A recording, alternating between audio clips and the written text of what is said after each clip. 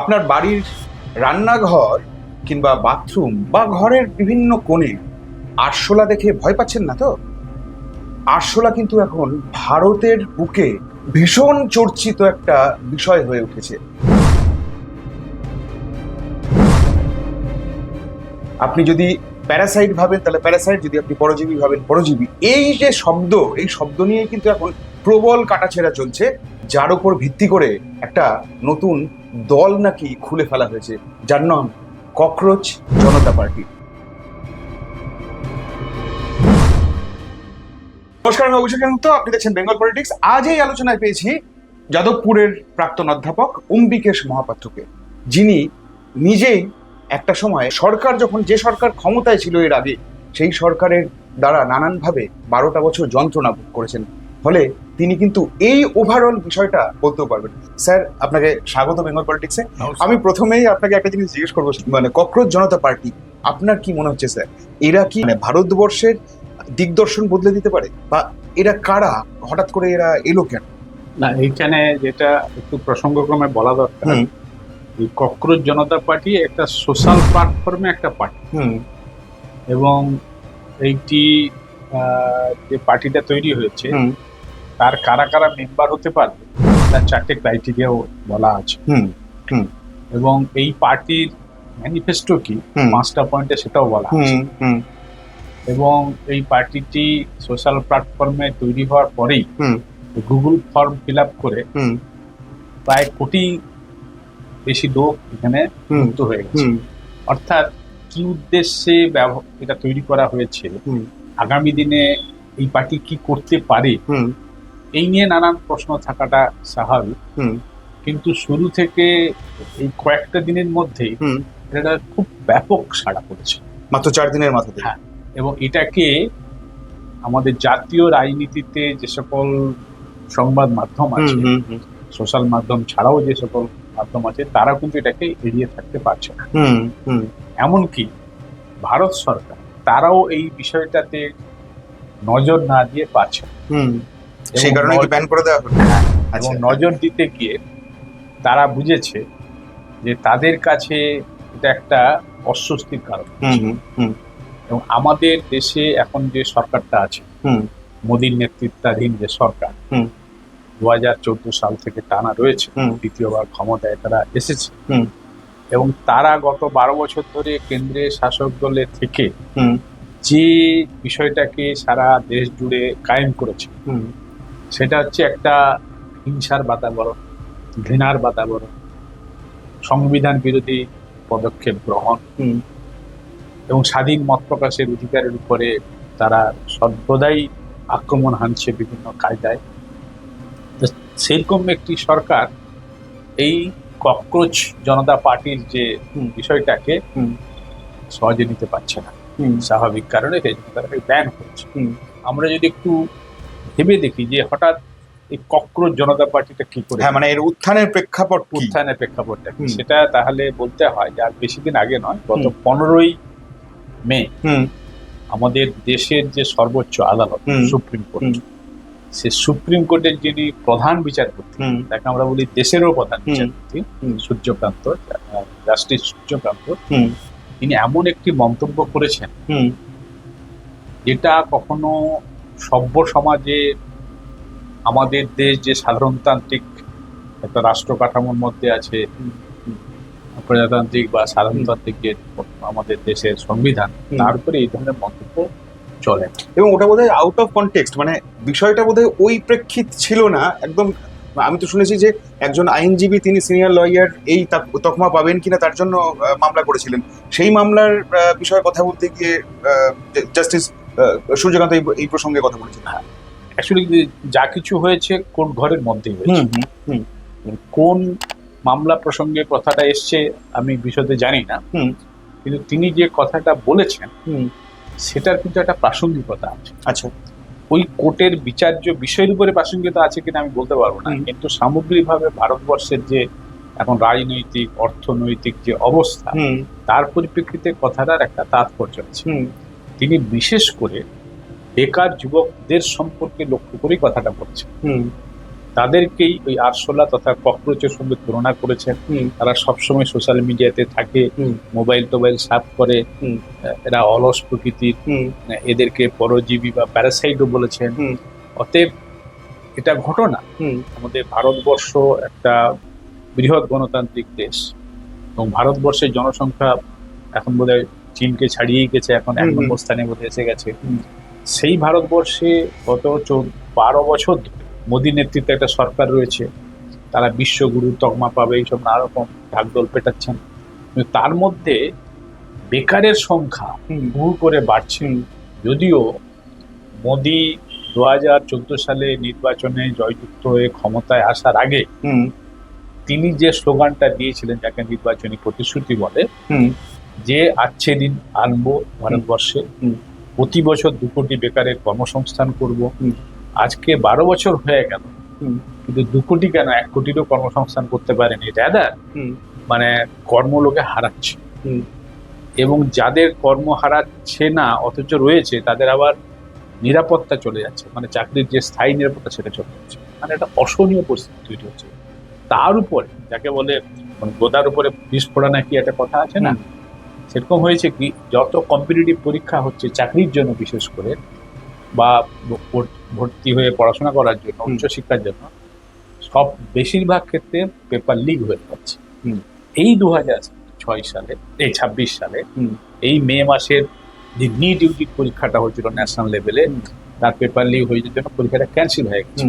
এবং সিবিআই তদন্ত করতে করতে দেখা গেল যে বিজেপির লোকেরা এর সঙ্গে যুক্ত, এবং NTA ন্যাশনাল টেস্ট এজেন্সি যারা এই পরীক্ষাটা কন্ডাক্ট করে, তাদের যে যারা পেপার সেটার, তাদেরকে গ্রেপ্তার করা হয়েছে। বিভিন্ন কোচিং সেন্টারের যে, অর্থাৎ একটা বড় বৃহৎ নেটওয়ার্কিং কাজ করছে। এটা এই বছরের যে ঘটেছে পেপার লিক, তার ফলে যারা পরীক্ষা দিয়েছিল খেটে খুটে রাত থেকে পড়াশোনা করে পরীক্ষা দিয়েছিল, তাদের পরীক্ষাটা বাতিল হলো, তার একটা অসহায় অবস্থার মধ্যে পড়েছে। তা নয়, এর আগেও এরকম পেপার লিক হচ্ছে। অর্থাৎ বেকারদের কর্মসংস্থানের কথা আমাদের দেশের সরকার একেবারেই ভাবছে না। উল্টে বেকার বাহিনী বাড়ছে, সেই বেকাররা কর্মসংস্থানের জন্য চেষ্টা করছে। সেই যে কম্পিটিটিভ পরীক্ষাগুলোতে নানা রকম পেপার লিক হচ্ছে, অসৎ উপায় অবলম্বন হচ্ছে, তাহলে বেকাররা দিশেহারা। এরকম একটা অবস্থার মধ্যে দাঁড়িয়ে দেশের প্রধান বিচারপতি এই বেকার যুবকদের উদ্দেশ্যে যে দুটো শব্দবন্ধ ব্যবহার করলেন কোর্ট ঘরে দাঁড়িয়ে, সেটা কখনোই কাম্য নয়। এটা আমার কাছে একটা অশোভন মনে হয়, যে ককরোচের সঙ্গে তুলনা করা, পরজীবীর সঙ্গে তুলনা করা। এটা স্বাভাবিক কারণে এই পরিপ্রেক্ষিতে ওই যিনি এখন আমেরিকার বোস্টন ইউনিভার্সিটিতে আছেন, আমাদের অভিজিৎ দীপকে, সে যেদিনই 15 তারিখে মে মাসে কোর্টে, তার একটু ওই সময় টেকনোলজিক্যাল তার নলেজ আছে, 2020 থেকে 2023 বোধ হয় ওই সময় বছর আপের ওই সোশ্যাল মিডিয়া হ্যান্ডেল করতেন। এখন আর আপের সঙ্গে সরাসরি যুক্ত নেই। উনি বোস্টনে একটা মাস্টার ডিগ্রি করতে গেছেন, 2 বছর ধরে ওখানে আছেন। তিনি খেটে খুটে ওই জনতা পার্টিটা করেছেন। যে 5টা পয়েন্ট তার এজেন্ডাতে রেখেছে, সেগুলো খুব প্রাসঙ্গিক। তাহলে এত লোক জয়েন করছে, তার প্রাসঙ্গিকতার মধ্যে 1 নম্বর যে এজেন্ডাটা, সেটা বলেছে যে দেশের কোনো প্রধান বিচারপতি অবসর গ্রহণের পরে রাজ্যসভার সাংসদ হতে পারবে না। সেটা বোধহয় এই ঘটনার প্রেক্ষাপট কি হয়েছে না, যে বাবরি মসজিদ ডিপোজিশন কেসের যে 5 জনের বিচারপতির বেঞ্চ ছিল, তার মধ্যে প্রধান বিচারপতি ছিলেন রঞ্জন গগৈ।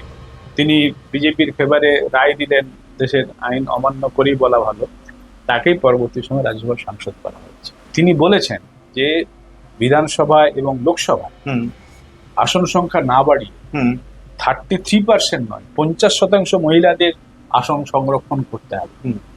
কথাটা সঠিক বলেছে, যে আমাদের এই আকাশের অর্ধেকটা হচ্ছে পুরুষ, অর্ধেকটা হচ্ছে নারী। কেন নারীদের 33%, 50% হওয়ার কথা? ওই কথাটাকে তুলেছেন। এটা খুব যৌক্তিক, অত্যন্ত যৌক্তিক। তৃতীয়ত তিনি যে কথাটা বলেছেন, যে যদি কোনো নির্বাচিত MLA বা MP দল বদল করে, তাহলে তাকে আগামী 20 বছর সে আর কোনো নির্বাচনের প্রতিনিধিত্ব করতে পারবে। 3 নম্বর পয়েন্ট। 4 নম্বর পয়েন্ট কি বলেছেন, আরো ভেরি ইন্টারেস্টিং। এখনকার সময়কালে সমস্ত মিডিয়া, বিশেষ করে মেন স্ট্রিম মিডিয়া কে বলা হয় গদি মিডিয়া। অর্থাৎ কর্পোরেট পুঁজি পরিচালিত মিডিয়া, হুম এবং তাদেরকে নিয়ন্ত্রণ করছে হুম পিএমও, হুম প্রাইম মিনিস্টার অফিস। তার ফলে আমাদের যে প্রেস ফ্রিডম ইন্ডেক্স, হুম সারা ভারত বিশ্বে যে 180টা দেশের যে ইন্ডেক্স তৈরি হয়, 180টা দেশের ইন্ডেক্সে ভারতবর্ষের ইন্ডেক্স হচ্ছে 157। হুম আরো একটু আগে ছিল, আরো পেছোচ্ছে। হুম তার মানে আমাদের এখানে স্বাধীনতার, মানে প্রেসের যে স্বাধীনতা, হুম। সেটা নেই, সংবাদ মাধ্যমের স্বাধীনতা একদম কার্যত নেই। খর্ব সেই জন্য হয়েছে। একটা গদি মিডিয়া বলা। আরো রিসেন্টলি একটা ঘটনা ঘটেছে, হুম। যেটা আরো এই ক্ষেত্রে খুব তাৎপর্যপূর্ণ, মানে বিশেষ করে এই ককরোচ জনতা পার্টির প্রসঙ্গে এটা তাৎপর্যপূর্ণ। হুম। সেটা কি না, আমাদের দেশের প্রধানমন্ত্রী এখন বিদেশ সফরে, তিনি ফিরেছেন, সদ্য ফিরেছেন। আজকে ফিরেছেন। হুম। 5টা দেশ সফর করবেন, তার মধ্যে একটা দেশ হচ্ছে নরওয়ে। হুম এবং সেই নরওয়ে আপনার প্রেস ফ্রিডম ইন্ডেক্সে 1 নম্বর, হুম হুম আর আমাদের দেশ এখানে 157 নম্বরে। হুম আমাদের দেশের প্রধানমন্ত্রী গেছেন নরওয়েতে। হুম। নরওয়ে একজন সাংবাদিক, মহিলা সাংবাদিক, হ্যাঁ। মহিলা সাংবাদিক, কিছু প্রশ্ন করতে এসেছেন, তিনি পালিয়ে এসেছেন প্রশ্নের উত্তর না দিতে পেরে। হুম মানে অর্থাৎ বোঝাই যাচ্ছে যে প্রেস ফ্রিডম ইন্ডেক্সে যে ভারত 157, হুম তার একটা জ্বলন্ত উদাহরণ হচ্ছে 1 নম্বরে যারা আছে যে দেশ নরওয়ে, তার যে সাংবাদিক, মহিলা সাংবাদিক, যখন প্রশ্ন করেছেন আমাদের দেশের প্রধানমন্ত্রী, তা আমাদের লজ্জার ব্যাপার। আমাদের যে প্রেস ফ্রিডম ইন্ডেক্স যে তলানিতে কেন, তার একটা প্রকৃষ্ট উদাহরণ এই ঘটনা। দেশের প্রধানমন্ত্রী বাইরে গিয়ে আমাদের দেশবাসীকে লজ্জায় ফেলছে, প্রশ্নের মুখোমুখি হতে পারছে না একজন সাংবাদিক। তো এই জায়গায় দাঁড়িয়ে ককরোচ জনতা পার্টি তার 4 নম্বরে বলেছে যে যারা এইসব গতি মিডিয়াতে অ্যাঙ্কারিং এর কাজ করে, তাদের ব্যাংক ব্যালেন্স যেন সবসময় আন্ডার স্ক্যানার থাকে। কথাটা খুব ঠিক বলেছে। আরো একটা কি পয়েন্ট বলেছে, আমার ঠিক এই মুহূর্তে মনে পড়ছে না। অর্থাৎ প্রত্যেকটা পয়েন্টই হচ্ছে কিন্তু আমাদের দেশের যে সংবিধান, প্রজাতান্ত্রিক যে রাষ্ট্র, তার সঙ্গে সাযুজ্যপূর্ণ। এগুলো থাকাই উচিত, হ্যাঁ, খুব স্থায়ীভাবে। আর এই যে কর্মসংস্থান নেই, বেকার যুবক বাড়ছে, আর বেকার যুবকদের নিয়ে ছেলে খেলা হচ্ছে।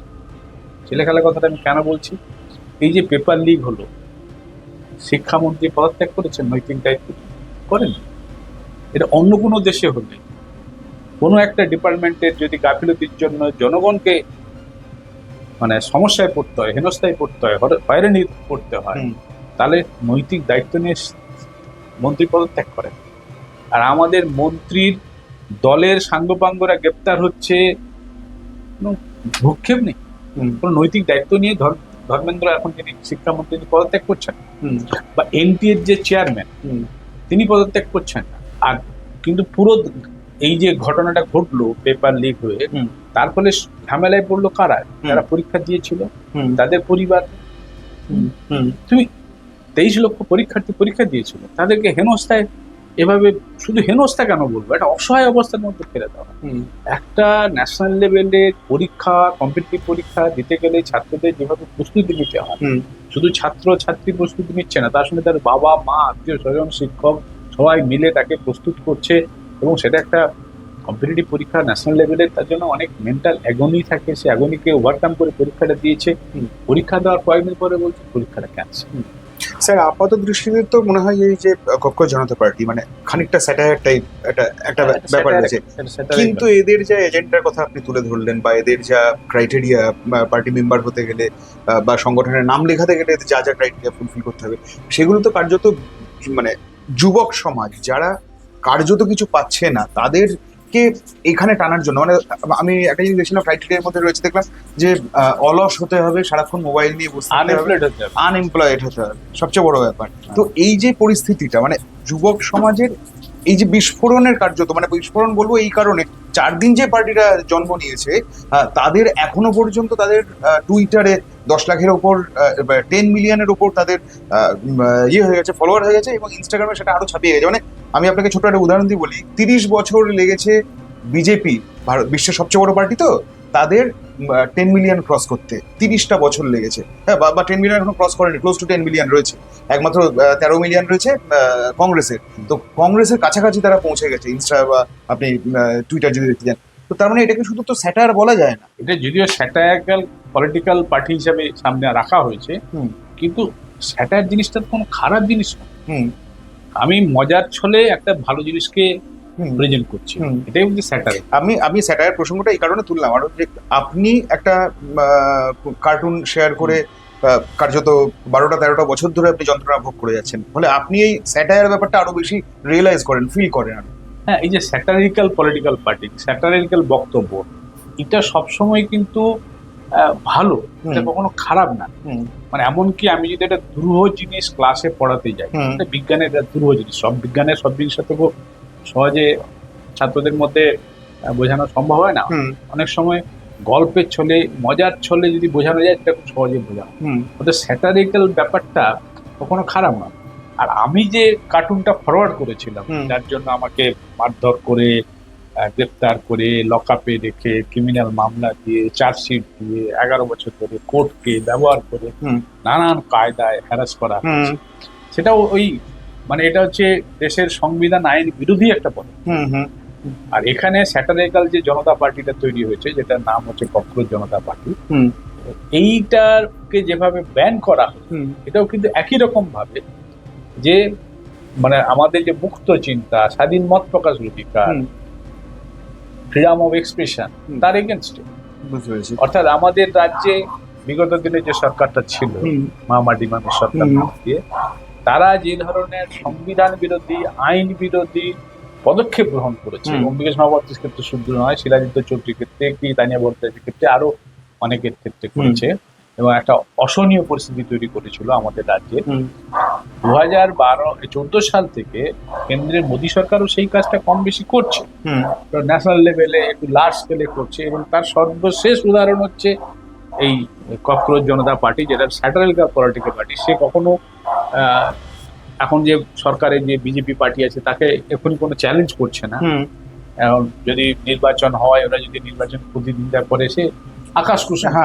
এখন সবে একটা সোশ্যাল মিডিয়াতে একটা নতুন একটা পার্টি খুলেছে, মানুষ জয়েন করছে, কিন্তু আমাদের দেশে নির্বাচনে লড়তে গেলে তাকে নির্বাচন কমিশনের নিতে হয়, রেজিস্ট্রেশন নিতে হয়, তারপরে দেশের নিয়ম অনুযায়ী তাকে কাজ করতে হয়। সেটা আরো করবে কিনা, সেটা ততদিনের 2024 নির্বাচনে যে 29 যাবে, তখন কি হবে এখন কিছু বলার নেই। কিন্তু যেটুকু বক্তব্য লোকে মানে এক্সপ্রেস করছিল, সেই বক্তব্যটাকে সে থামিয়ে দেওয়ার জন্য চেষ্টা করছে কেন্দ্র সরকার।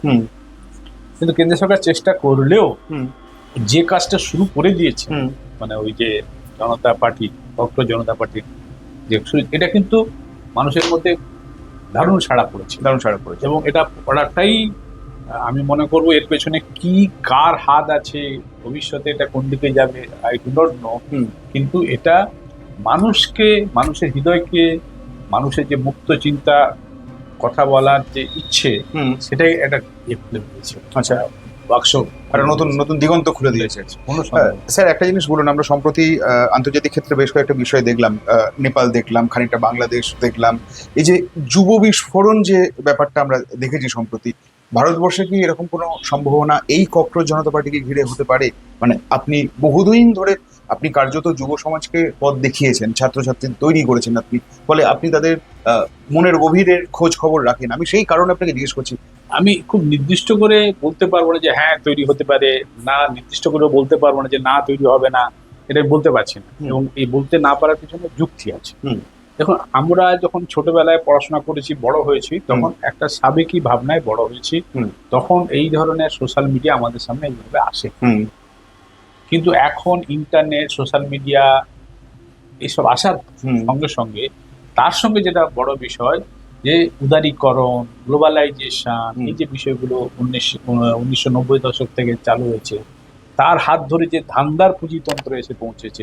ক্যাপিটালিজম ছিল, কিন্তু যে ক্রনিক ক্যাপিটালিজম বা ধান্দার পুঁজিতন্ত্র, এগুলো যে এসছে, তার যে খারাপ জিনিস যেটা, সেটা বিভিন্ন দেশে, বিশ্বের যে বিভিন্ন দেশ যারা ক্যাপিটালিস্টিক কান্ট্রি ছিল, তারা ধান্দার পুঁজিতন্ত্রটাকে ব্যবহার করে তারা ক্ষমতাটাকে কুক্ষিগত করার নাটক চেষ্টা করছে। সে আমেরিকাতে ডোনাল্ড ট্রাম্প করছে, ইসরায়েলে অমুকজন করছে, ভারতবর্ষে মোদি করছে। অর্থাৎ এটা হচ্ছে মানে একটা চরম দক্ষিণপন্থী ঝোঁক বেড়েছে। এই দক্ষিণপন্থী ঝোঁককে মোকাবেলা করার জন্য ঠিক বিপরীত একটা ভাবনা মানুষের মধ্যে কাজ করছে। অতীত দিনে যেভাবে এগুলোকে কমব্যাট করা হতো রাজনৈতিক দল তৈরি করে নানান ভাবে, সেই ভাবনার বাইরে বেরিয়ে কোনো একটা নতুন ভাবনা জন্ম দিতে পারে।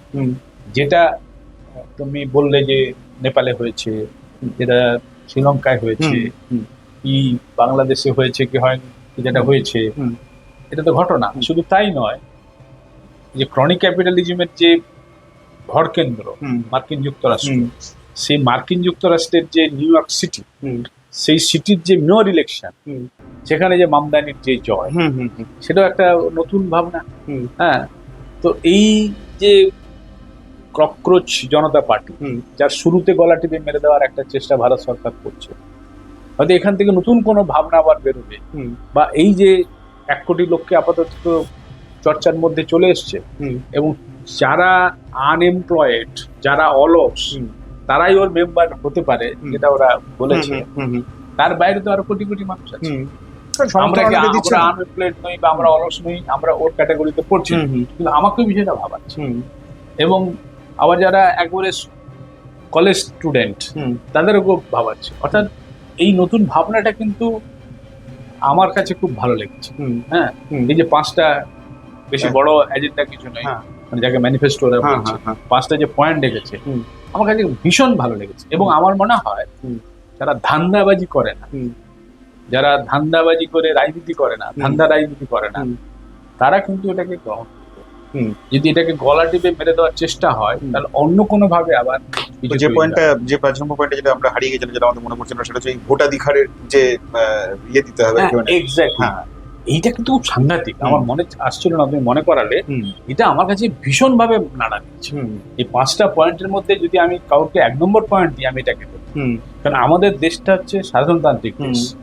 সাধারণ নাগরিকের একটাই অধিকার, প্রাথমিক এবং প্রধান অধিকার, সেটা হচ্ছে তার ভোট দানের অধিকার। যে কোনো নাগরিক, সে গরিব মানুষ হতে পারে, সে মহিলা হতে পারে, সে দলিত হতে পারে, সে উচ্চবর্ণ হতে পারে, সে নিম্নবর্ণ হতে পারে, সে কম আয়ের মানুষ হতে পারে, সে বেশি আয়ের মানুষ হতে পারে, কিন্তু সবার নাগরিক অধিকার হচ্ছে তার ভোট দান।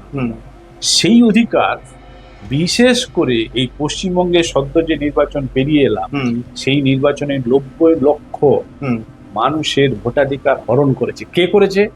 নির্বাচন কমিশন প্রাথমিকভাবে করেছে। তার উপরে দাঁড়িয়ে কিন্তু আমাদের দেশের সুপ্রিম কোর্টও তার দায় নিতে হবে। সুপ্রিম কোর্ট এই আন্ডার অ্যাডজুডিকেশন এবং তারপরে যে অ্যাপিলেট ট্রাইব্যুনাল এইসব করে, তারপরে প্রধান বিচারপতি ডিভিশন বেঞ্চ থেকে জয়মাল্য বাগচি জাস্টিস বলেছেন যে এবারে ভোট না দিতে বলে পরেবারে দিতে হবে। এটা কিন্তু দেশের সংবিধান বিরোধী অবৈধ বক্তব্য সুপ্রিম কোর্ট থেকে এসছে। যেমন ভাবে প্রধান বিচারপতি জাস্টিস সূর্যকান্ত যেমন এই ককরোচ আর প্যারাসাইট বলে তিনি বেকার যুবকদেরকে অপমান করেছেন, বা তিনি এই ধরনের কথা বলাটা তার অশোভন, তার জায়গা থেকে কখনোই বলতে পারেন না। ঠিক একইভাবে জয়মাল্য বাগচি এসআইআর এর মাধ্যমে যে নামগুলো বাদ গেল, এবারে ভোট দিতে না পারলে পরেবারে দিতে পারবে, এটাও কিন্তু অবৈধ কথাবার্তা, অসাংবিধানিক কথাবার্তা। এবং দুঃখজনক হলো এটাই সত্যি যে সুপ্রিম কোর্টের ডিভিশন বেঞ্চ থেকে, প্রধান বিচারপতি ডিভিশন বেঞ্চ থেকে কথা বলতে হচ্ছে। সেই পরিপ্রেক্ষিতে এই যে ককরোচ জনতা পার্টির যে 5টা পয়েন্টের মধ্যে একটা পয়েন্ট আছে যে একজনের যদি নাম বাতিল হয়, তার জন্য নির্বাচন কমিশনকে দায় নিতে হবে এবং চিফ ইলেকশন কমিশনারকে গ্রেপ্তার করা হবে। তুমি যেটা কথা বলছো, এটা আমি 100% সমর্থন করি। বুঝতে পারছি, আমি এটাকে কখনো ছেড়ে, মানে এই ভোটাধিকার কেড়ে নাও। সরকার 10টা প্রতিশ্রুতি দিল, 5টা পূরণ করলো, 5টা পারলো না, এটা তবুও তুমি আমার অধিকার কেড়ে নিচ্ছ। আমি সাধারণতান্ত্রিক দেশের একটা রাষ্ট্রের আমি একজন নাগরিক, যেমন অধিকার কেড়ে নিচ্ছ। আমি 2025-এ আমার ভোটার তালিকার নাম ছিল, এবং ভোটার তালিকার নাম তোলার সময় তোমার যা যা প্রয়োজন আমি সমস্ত দেখে আমি ভোটার তালিকায় নাম তুলেছি। তারপরে তুমি এসআইআর নাম তোলা, ভোটার তালিকা থেকে নাম কেটে দিলে, দিয়ে বলছো কি কোন আন্ডার অ্যাডজুডিকেশন, তারপরে বলছো কি না অ্যাপিলেট ট্রাইব্যুনাল তোমার রইলো, তুমি পরে নাম তুলবে, এবারে ভোটটা তুমি দিতে না পারলে পরেবারে দিতে হবে। এটা কখনো বলতে পারেন কোনো বিচারপতি। বুঝতে পেরেছি। স্যার, আপনার একটা নিজস্ব সংগঠন রয়েছে আমরা আক্রান্ত, মানে আপনি নিজেও একটা সময় ঠিক সরকারি আক্রান্তেরই শিকার বলতে হবে আর কি। মানে সরকার আপনাকে একটা সময় আক্রমণ করেছে ফর নাথিং, মানে যে ইস্যুটা ছিল সেটা তো সত্যি সারা বিশ্ব জুড়েই আপনাকে সমর্থন জানানো হয়েছিল।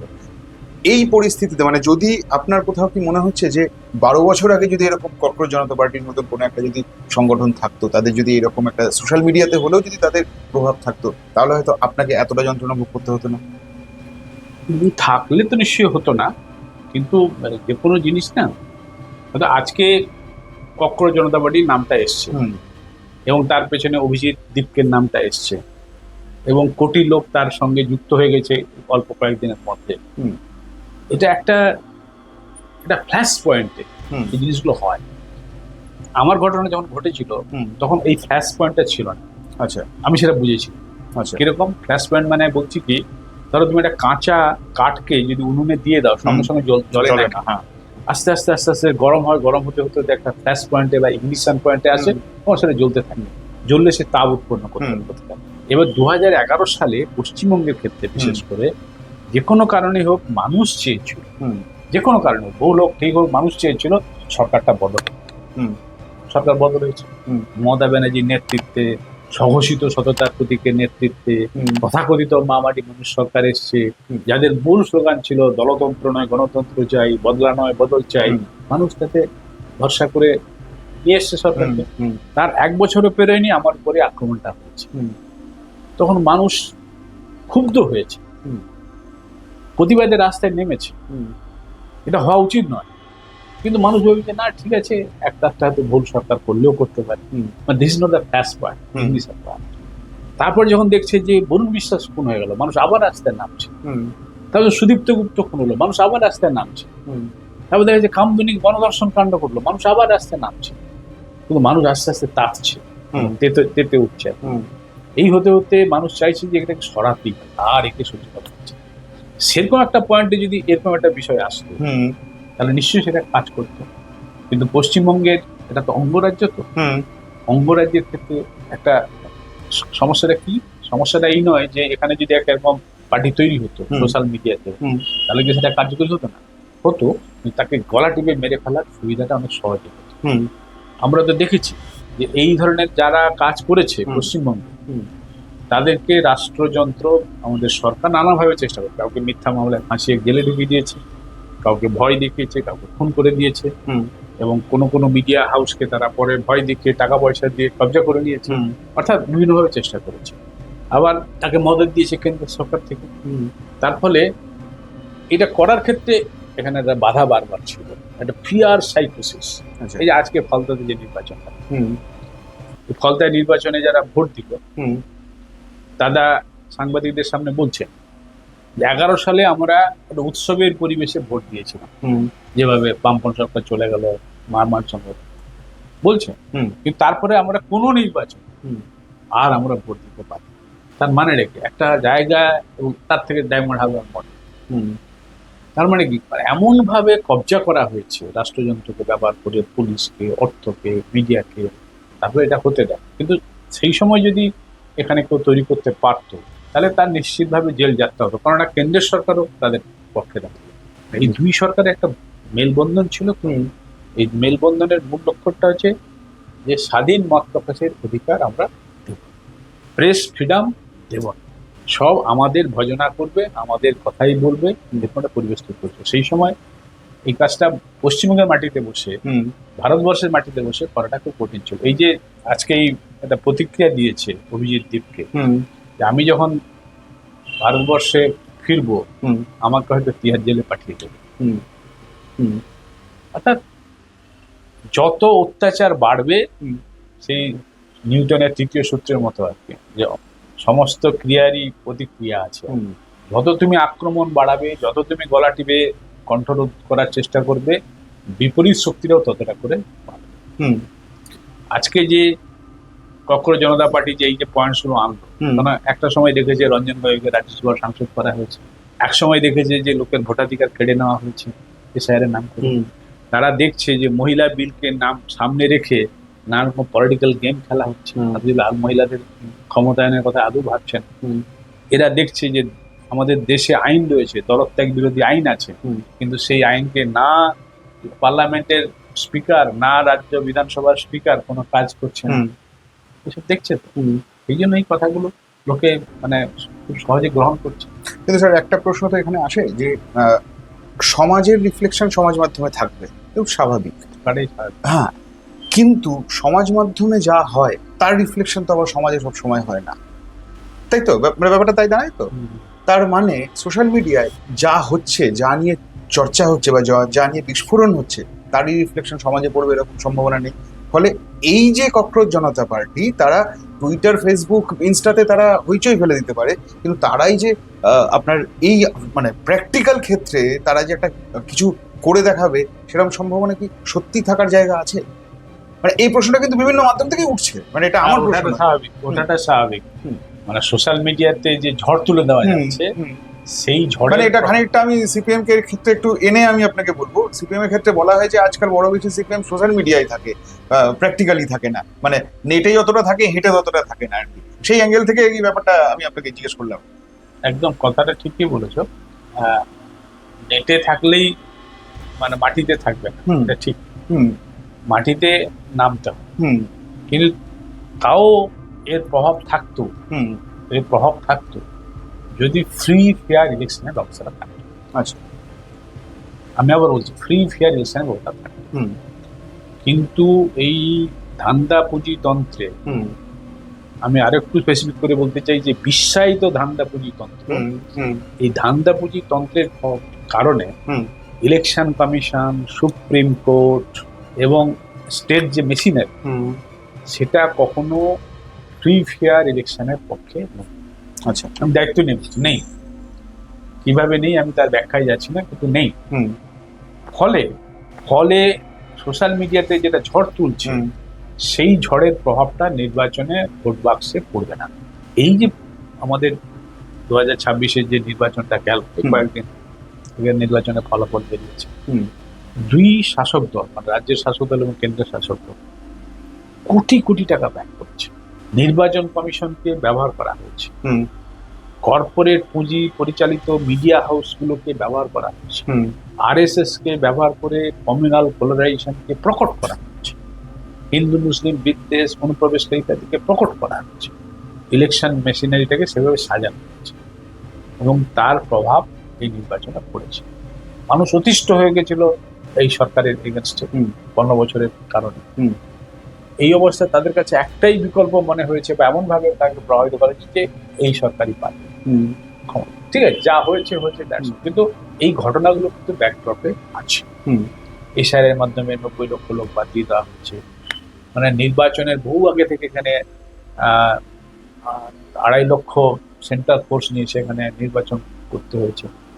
এটাকে অবাধ শান্তিপূর্ণ নির্বাচন করে দিচ্ছে। অবাধ শান্তিপূর্ণ নির্বাচন বলতে কি হয়? আমি প্রার্থী দেবো, তুমি প্রার্থী দেবে, তুমি প্রচার করবে, আমি প্রচার করবো, তোমার পোলিং এজেন্ট বসবে, আমার পোলিং এজেন্ট বসবে, নির্বাচনী একটা উৎসবের চেহারায় হবে। মানে পুলিশটা কোনো ব্যাপার নয়, পুলিশ থাকলেও ভালো, না থাকলেও ভালো, নির্বাচন কেমন হয় হবে। কোনো ইনসিডেন্ট হলে ঠিক আছে, তখন এ তো আগে থেকে না, পুলিশ রাখতে হবে, সিআরপিএফ রাখতে হবে, এই করতে হবে, সেই করতে হবে, সেন্ট্রাল ফোর্স একটা মানে দুর্গের চেহারা করা হচ্ছে। তার মধ্যে দিয়ে ইলেকশন হয়েছে, এটা অবাধ শান্তিপূর্ণ নির্বাচনের পরিবেশ নয়। যেহেতু অবাধ শান্তিপূর্ণ নির্বাচনের পরিবেশ নেই নানান কারণে, তার ফলে সোশ্যাল মিডিয়াতে যে ঝড়টা উঠছে, সেটা বাস্তবায়িত হচ্ছে না ভোটের বাক্সে। আচ্ছা, মানে এটা আপনি কি এটাকে ভোটের বাক্সে ক্ষেত্রে তাই বলছেন? হ্যাঁ, মানে ককরোচ জনতা পার্টির ক্ষেত্রেও তাই বলছেন, মানে যে যদি তাই হবে, তারাও যদি এটা মানে অবাধ শান্তিপূর্ণ নির্বাচনের পরিবেশ না পায়, তাহলে যে ঝড়টা তুলছে বা মানুষকে যেভাবে নাড়াচ্ছে, এটা ভোট বাক্সে প্রতিফলিত হবে না। যদি তারা ভোটে নামে কখন, হ্যাঁ, যদি তারা ভোটে, এবং এরকম কয়েকটা এক্সাম্পল আগেও পাওয়া গেছে, এটা নতুন কিছু। অনেক নতুন পার্টি বিভিন্ন রাজ্যে তৈরি হয়েছে, কিন্তু তারা আলটিমেটলি এই যে এস্টাবলিশ যারা পার্টি, যারা রাজ্য প্রশাসনে আছে ইত্যাদি, কেন্দ্র প্রশাসনে আছে, তাদেরকে টলাতে পারে না। তার কাছে রয়েছে অর্থ, মানে তারপরে মাসলম্যান, তারপরে অ্যাডমিনিস্ট্রেশন, মিডিয়া, এগুলো প্রভাব ফেলে। বুঝতে পেরেছি। ভোট বাক্সে ভালো মানুষকে প্রভাবিত করে। ফলে মানে আমাদের অপেক্ষা করতে হবে আর কি, যে অভিজিৎ দিকের পার্টি কোন দিকে আসলে যেতে পারে আর কি, সেটা জানার জন্য, বোঝার জন্য সে সময় দিতে হবে। আপনার সঙ্গে স্যার আলোচনা করে ভালো লাগলো, পুরো ব্যাপারের পুরো ছবিটা বোঝানো গেল।